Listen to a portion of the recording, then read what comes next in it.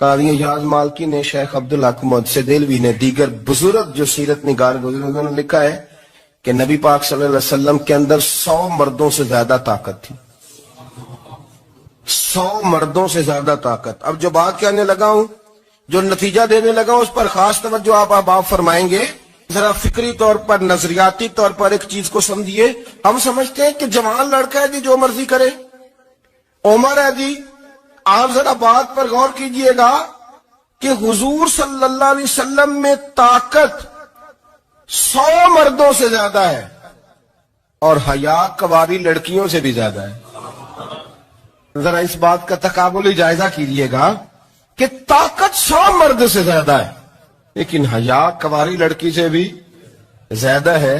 اس کا معنی یہ ہوا کہ جس ٹہنی کو پھل زیادہ لگ جاتے ہیں وہ جھکا کرتی ہے. تو حیا تو حسن ہے. حیا تو آپ کو پاک صاف کرے گا.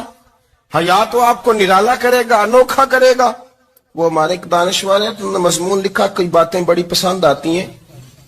وہ کہتے ہیں کہ میری اہلیہ، ان کو بھی کسی نے مس گائیڈ کر دیا تھا، حالانکہ اچھی خاتون ہے، کسی نے مس گائیڈ کر دیا. تو وہ بھی سماجی اور ویلفیئر، اور یہ خواتین کو شوق ہوتا نا بننے کا، تو وہ بھی سماج کے اندر اچھا مقام تلاش کرنے کے موڈ میں آ گئی. تو کہیں ایک دن جانا تھا تو بڑی بن سور کے میرے ساتھ وہ گاڑی میں بیٹھ گئی. تو میں گاڑی میں، عورتوں کو یہ بھی مسئلہ ہوتا ہے نا کہ ہماری تعریف کرو، تو کئی دفعہ بعد مردوں بیچاروں کو جھوٹ بولنا پڑتا ہے، تو زبردستی کراتی ہے نا جی. تو اس میں گنجائش بھی دی ہے شریعت نے گنجائش دی ہے کہ کبھی بیوی کو راضی کرنے کے لیے خلاف واقعہ بات کرنی پڑے تو کر لینی چاہیے.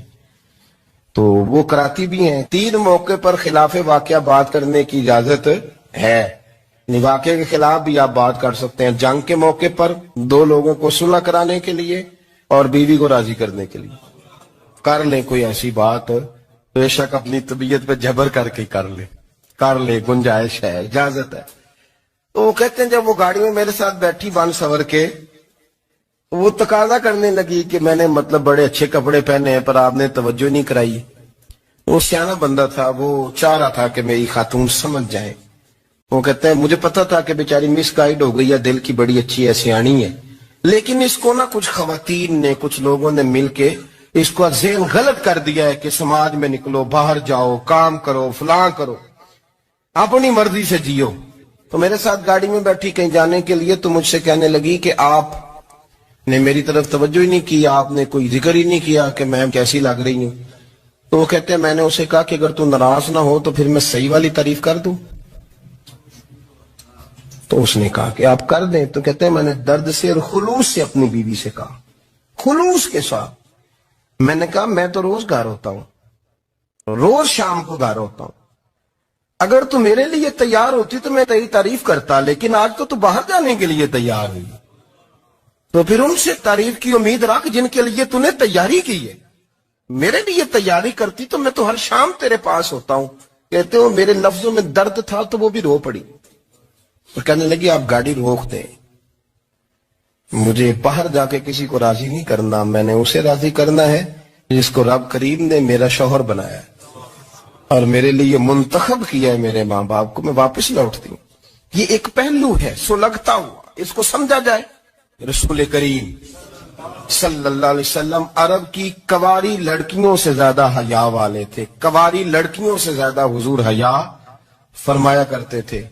جب خانہ کعبہ کی مکہ شریف میں تعمیر ہو رہی تھی نا، اہل عرب اس کو تعمیر کر رہے تھے، تو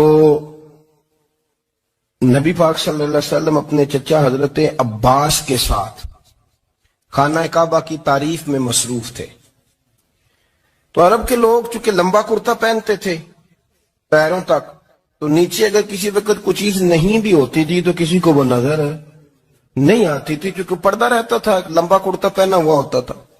تو جب بچے، سرکار کی عمر مبارک بھی ابھی تھوڑی تھی، تو اس طرح بچے جب نکلتے تو وہ کئی دفعہ اپنی تہمت اتار دیتے نیچے سے، اور کوئی مزدوری کرنے لگتے تو 3-4 طے کر کے تہمت کی کندھے پہ رکھ لیتے، جس طرح کبھی دیہاتوں میں لوگ کپڑا سر پہ رکھتے تھے کہ اوپر